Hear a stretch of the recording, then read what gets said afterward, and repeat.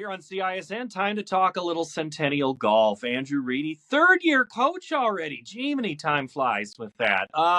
What's been the biggest change for you, head man, from year one to year three? I think I definitely have gotten more comfortable over the last couple of seasons. Um, you know, my first year, I'd never coached team golf before, so the whole idea of putting the team together and trying to get them to click and um, all play well at the same time was a new thing to me, and I think I'm finding some ways to be better at that, but always looking for ways to get better. So You're a golf pro. You golfed for Ankeny. yes. What's it like to put all those together with high school kids? Yeah, I mean, I lean on that experience that I have as a player, and I teach a lot of junior golfers at Des Moines Golf and Country Club, so I'm using those experiences to help with this as well. But again, like I said, the team golf aspect, it's a complete different dynamic that until you enter that realm, you're kind of a fish out of water. So How would you say kids who are 15 and 16, I mean, you talk about the junior level, but their level of play from maybe when you were a player? I mean, it wasn't that long ago, Andrew. You were out there in their shoes, but how different are they? well, we talk about this all the time, and I think specifically in our area, and that's not altogether true, but the level of junior golf has just gone through the roof. They just had um, the Junior Players Championship in Florida, TPC Sawgrass, and the kid that won that, I believe he shot 11 under par. His name's Miles Russell. He's already got a deal with TaylorMade. He's making money playing golf. I mean, he's 16 years old. There's another kid, Blades Brown, that turned pro at 16, and he's playing professional golf now, bypassing college altogether. So, and we see that in Iowa, not to that degree, but these kids, they're traveling all over the country. They're playing golf everywhere, and it's just that trickle down effect. You have those upper level kids, and they're kind of bringing everyone else up with them. And I mean, the amount of rounds in the 60s we've seen. When I was playing, those were outliers. Those were like, man, like once, twice a year you'd see those, and maybe one kid would be really hot and he'd do it a few times a year. Now it's every single event. Kids are shooting in the 60s, and they're just a lot better. Are they better at driving, or are they better at the middle and the short game?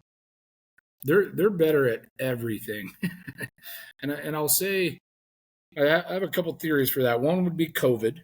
COVID made it so these kids, that's all they had to do for quite a period of time is play golf, and then the other thing I think is just technology and being able to measure all these things and having people that understand it guide them, direct them, push them towards more optimal, and they are certainly benefactors of that as well.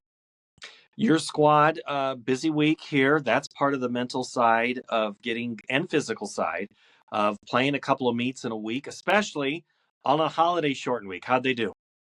They did really well, and actually, I'll say we got 3 events in before school even started, and that was something that our athletic department kind of suggested that we start to do, and it makes sense because the kids miss a lot of school for golf. And so to have 3 of them out of the way before school started helped cut down a little bit on how much school they're going to miss. So we've already played 7 events of our 12 regular season events. We have 5 more. We do not play again until the 15th, so it's really good.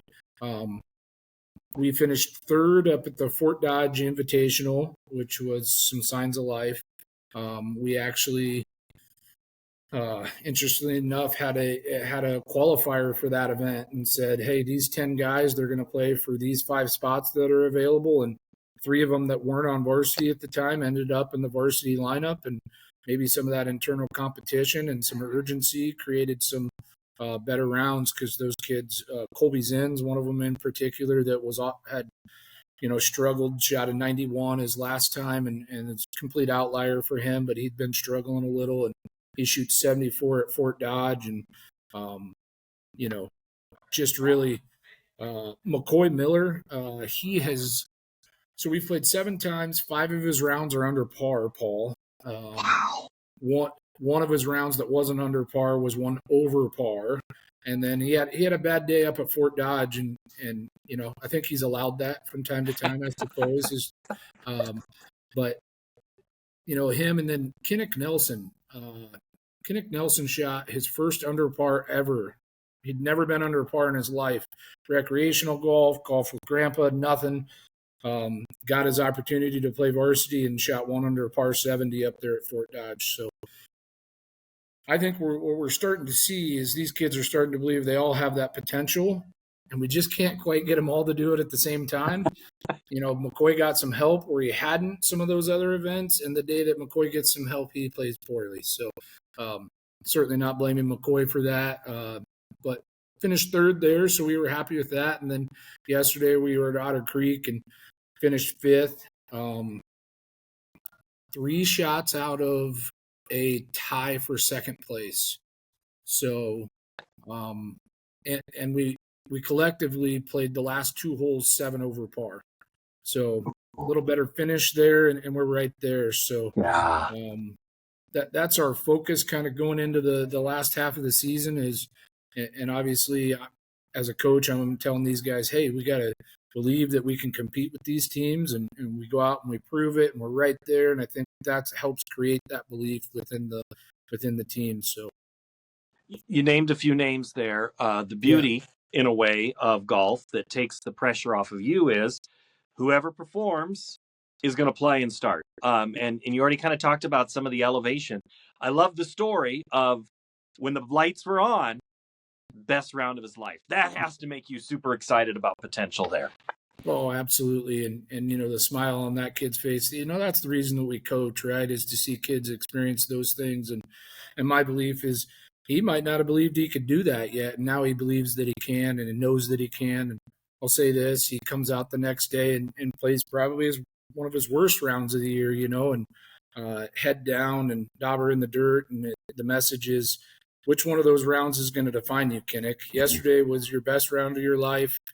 Today was a poor round, and it looks like right now you're letting the poor round define you. So let's find a middle ground there and believe that you're a good player.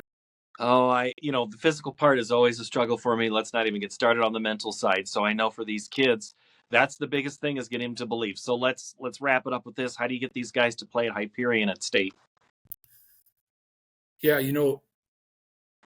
I'll say this. So my first year, I inherited a team that only had one returning varsity guy on it, right? So the whole year was about, hey, let's keep building, let's get to districts, and let's give ourselves a chance. And we got into the state tournament that year with a bunch of kids that had never played varsity and just got better throughout the year.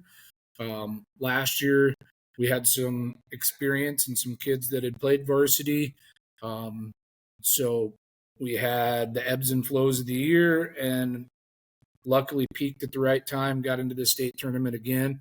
And that's how I'm kind of trying to view this year as well, is started the year pretty strong, had some downturns, and now I feel like we're back on that upswing where we can continue to, I think it's great. We're going to have 7 days of practice where we can just focus on practice and get better at our skills and rest a little bit and get back for the final push of the year and,